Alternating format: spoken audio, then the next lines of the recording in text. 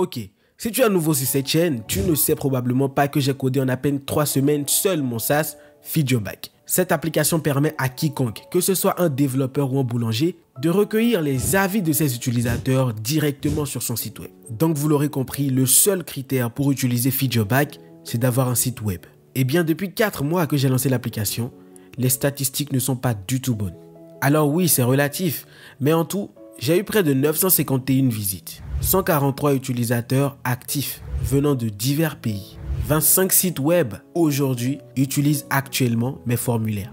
Et enfin, j'ai eu 3 clients payants. Donc vous voyez, il y a un problème. Comment ça se fait que cette application n'ait pas explosé? Comment ça se fait que j'ai eu aussi peu de clients en 4 mois? Ce n'est pas normal. Eh bien, parce que j'ai commis 3 erreurs qu'il ne faut pas reproduire à votre tour si vous êtes en train de créer votre SaaS ou si vous souhaitez le faire. J'ai négligé l'étude du marché. Vous savez, j'ai l'habitude de créer des sites web et je me suis dit un jour, pourquoi ne pas créer une application pour collecter l'avis des utilisateurs? Donc FeedYourBack, ce serait cool. Eh bien, j'ai créé quelque chose dont j'ai évidemment besoin, mais je ne suis pas sûr que ça soit une application utile pour les autres. D'autant plus que cette application ne sera pas utilisée que par moi. Donc vous l'aurez compris, j'ai négligé le marché. Donc avant de créer votre SaaS, soyez sûr à 400%, je dirais même 500%, qu'il y ait des gens qui sont probablement intéressés par votre application. Donc faites des recherches, parlez à des utilisateurs potentiels pour comprendre leurs besoins. Ne partez pas du principe que votre idée plaira parce qu'elle vous plaît. Donc, tant que vous n'avez pas fait cela, ne touchez pas à votre éditeur de code. N'écrivez même pas une seule ligne de code. Je veux vous voir sur Canva ou même Google Slides pour présenter votre projet, pour expliquer la valeur que vous allez donner à vos clients. Et bien évidemment, vous pouvez faire du design en attendant.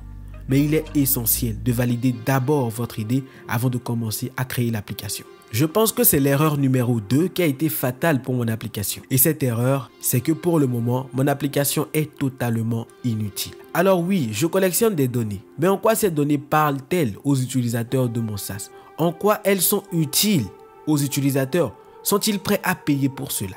N'oubliez pas, l'objectif d'un SaaS, c'est sa rentabilité. Je vais prendre un exemple tout simple. Regardez, je collectionne le nom du navigateur des gens qui ont répondu au formulaire ainsi que le type d'appareil sur lequel ils ont répondu. En quoi ces données aident l'utilisateur à mieux comprendre ses propres utilisateurs sur son site? En tout cas, j'ai juste ajouté des données pour faire plaisir à mon ego car je me disais ce serait cool de les voir sur mon SaaS. Donc l'effet cool, oubliez ça tout de suite. Calmez-vous. Calmez votre ego. Il n'est pas question de vous, il est question de vos utilisateurs. Soyez sûr que telle fonctionnalité est utile et apporte de la valeur à votre SaaS avant de la coder. En plus, regardez, je collectionne des données par feedback au lieu de les collectionner par site. Sachant que ce qui intéresse un utilisateur, ce ne sont pas des statistiques éparpillées partout, ce sont des statistiques générales sur son site. Sachant que des informations séparées ne disent rien.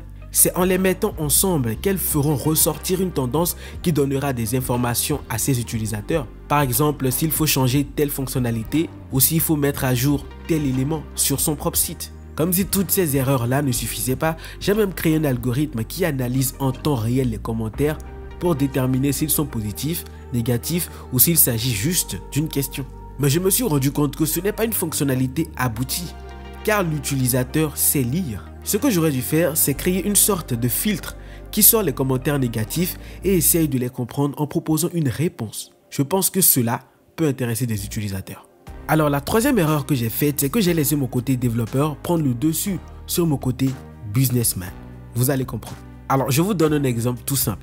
À chaque fois que je change le design de mon site, je passe parfois 2 heures à m'assurer que les couleurs s'accordent et que les gens vont aimer. Mais vous savez, tout ça, ce sont des détails. Voilà, donc il ne faut pas perdre beaucoup de temps à les faire. Donc tout ce qui est inutile et qui ne met pas la fonctionnalité de l'utilisateur en avant, on ne le code pas. Alors vous pensez que ce n'est pas une erreur? Eh bien, dites-vous que si vous n'êtes pas développeur et que vous êtes juste un entrepreneur qui veut créer un SaaS, eh bien sachez que pour créer le SaaS, il vous faudra embaucher un développeur, même si c'est un freelanceur. Et à ce moment, il faut réfléchir à 2 fois avant de lui demander de coder quelque chose, car il va vous facturer à chaque fois. Donc vous aurez des dépenses qui ne seront pas du tout optimisées. Donc faites attention.